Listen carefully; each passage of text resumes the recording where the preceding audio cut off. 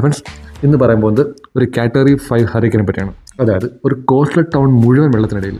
പക്ഷേ അവിടെ പ്രശ്നം വെറും ഹരിക്കൻ മാത്രമല്ല, ആ വെള്ളത്തിനിടയിൽ കാത്തിരിക്കുന്നത് വിശന്ന് വലഞ്ഞിരിക്കുന്ന ബുൾ ഷാർക്ക്. കഥയിൽ ലിസ എന്ന പ്രഗ്നന്റ് വുമണാണ് ദുരന്തത്തിൽ കൊടുക്കുന്നത്.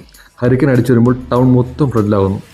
ഫുള്ള് നഗരം തകരുന്നു. അവിടെ കടലിൽ നിന്നും ഷാർക്സ് വെള്ളത്തിനൊപ്പം നഗരത്തിലേക്ക് കയറി വരുന്നു. അപ്പോൾ ഇതിൻ്റെ രക്ഷയുടെ ഒരു വഴി മാത്രം, get out of this water. പക്ഷേ അത് അത്ര എളുപ്പമല്ല. ഒരു ഭാഗത്ത് ലിസ സ്വന്തം ജീവനും പിന്നെ കുഞ്ഞിൻ്റെ ജീവനും രക്ഷിക്കാൻ വേണ്ടി ശ്രമിക്കുകയാണ്. മറ്റൊരു ഭാഗത്ത് ഡക്കോട്ടയും അവളുടെ ഫാമിലിയും വെള്ളത്തിന് വേണ്ടി കൊടുക്കുന്നു. പിന്നെ വീട്, റോഡ്, കാറ് എല്ലാം വെള്ളം. പക്ഷേ വെള്ളത്തിലൊന്ന് ഇറങ്ങിയാൽ അപ്പം shark attack.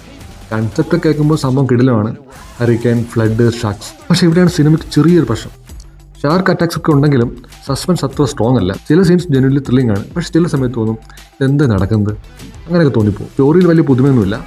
Flooded town, dangerous creature, ആ ഒരു കൺസെപ്റ്റ് നമ്മൾ ഇതിനു മുമ്പ് കണ്ടിട്ടുള്ളതാണ്. അതുകൊണ്ട് മൂവി കുറച്ച് ഫെമിലിയറായിട്ട് തോന്നും. എങ്കിലും shark movies, disaster movies, survival മൂവീസൊക്കെ ഇഷ്ടമാണെങ്കിൽ നമുക്കൊന്ന് കണ്ടിരിക്കാം.